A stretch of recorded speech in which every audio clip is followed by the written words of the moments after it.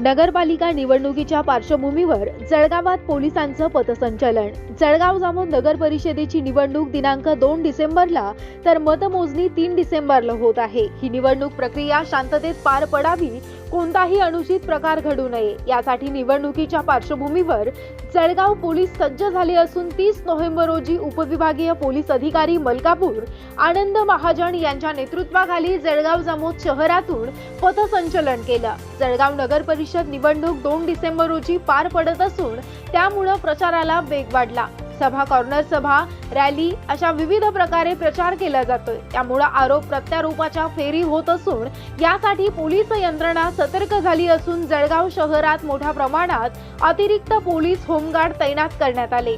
यावेळी स्थानिक दुर्गा चौक येथे मॉब ब्लिचिंग यासह निवडणुकी दरम्यान कोणताही अनुचित प्रकार घडणार नाही यासाठी जळगाव जामोद शहरातील दुर्गा चौक येथे दंगा काबू पथकाचं प्रात्यक्षिक करून दाखवलं। पथसंचलन पोलीस स्टेशन मधून स्थानिक दुर्गा चौक, चौंभारा चौक, माडाजी चौक, चावडी मार्गे परत दुर्गा चौक या ठिकाणी प्रात्यक्षिके सादर केली।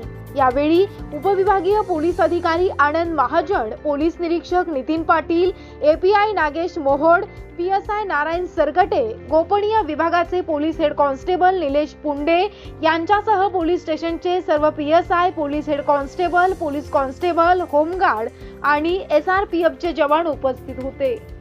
निवडणुकीच्या पार्श्वभूमीवर मतदारांनी आपला मताचा हक्क निर्भयपणे बजावता यावा याकरिता शांतता आणि सुव्यवस्थेत राखणे आवश्यक आहे।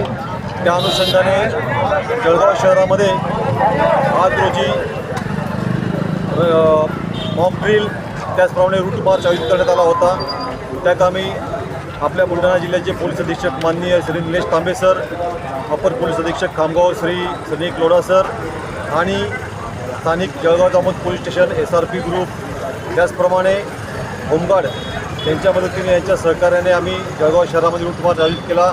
त्यानंतर दंगा काबू योजनेची रंगीत तालीम या ठिकाणी घेण्यात आलेली आहे आणि आगामी निवडणुकामध्ये सर्व मतदारांनी निर्भयपणे आपला मतदानाचा हक्क बजावावा ही असे मी जिल्हा प्रशासन, पोलीस प्रशासनातर्फे आवाहन करतो।